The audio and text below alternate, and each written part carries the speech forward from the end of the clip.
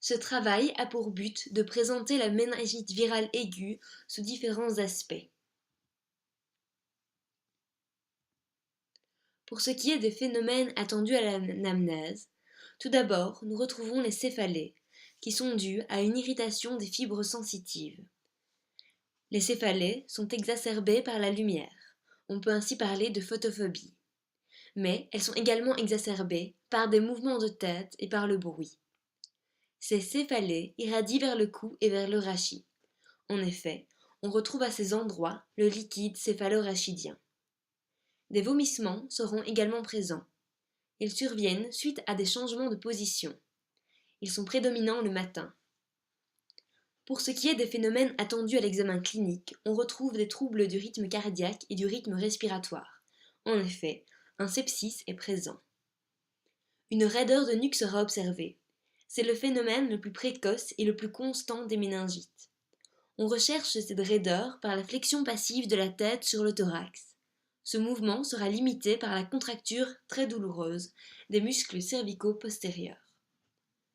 Le signe de Kernick, quant à lui, est recherché en pliant les cuisses sur le bassin, avec les jambes étendues. La douleur s'oppose à l'extension. On observera alors une flexion. Pour ce qui est du signe de Brudzinski, il apparaît lors des tentatives d'antéflexion de la tête. On remarque alors une flexion involontaire des muscles des membres inférieurs. L'analyse du LCR permet de différencier les méningites à liquide clair, qui sont virales pour la plupart, des méningites purulentes, c'est-à-dire bactériennes. Le diagnostic se fait par ponction lombaire. Cette seconde partie met en place un schéma explicatif que je vous laisse le soin d'observer, mais dont j'éclaircirai quelques points. Tout d'abord, l'infection virale peut être due à plusieurs types de virus situés sur la diapositive suivante. Ensuite, le virus venant du sang a plusieurs possibilités de contact avec le liquide céphalorachidien. Au niveau des plexus choroïdes, qui produisent le LCR à plus de 50%. Les parois des ventricules et les espaces périvasculaires produisent également le liquide céphalorachidien.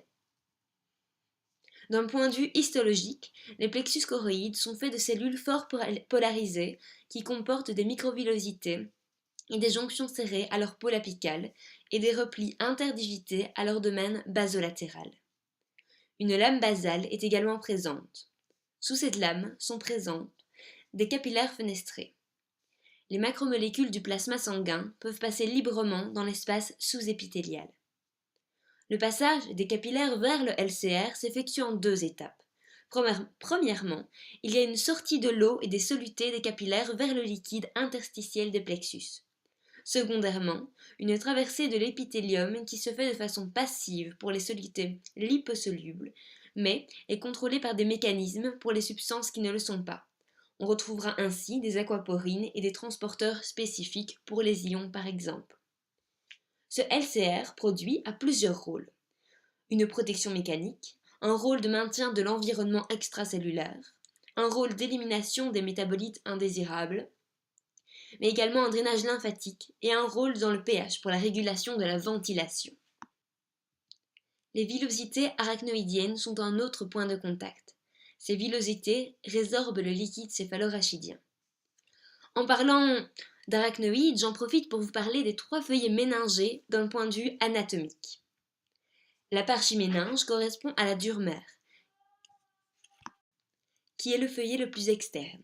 Cette dure mère est constituée de deux feuillets, qui se séparent à certains endroits pour former les sinus veineux.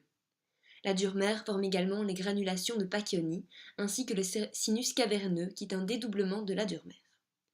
Les leptoméninges correspondent d'une part à l'arachnoïde, qui se prolonge par des travées vers l'apimère. Ce sont les trabécules. Entre ces trabécules se trouve l'espace sous-arachnoïdien, qui communique avec le système ventriculaire par trois orifices. Dans cet espace se situe le LCR et des vaisseaux sanguins. D'autre part, la pimère, qui est le feuillet le plus interne et qui est intimement associé au parenchyme nerveux. Les espaces de Virchow-Robin sont les endroits de pénétration vasculaire à la surface parenchymateuse. voici un zoom sur les différents symptômes dont j'ai parlé dans la première partie. Ce schéma est une simplification du premier. Je vous laisse le bon soin de le lire.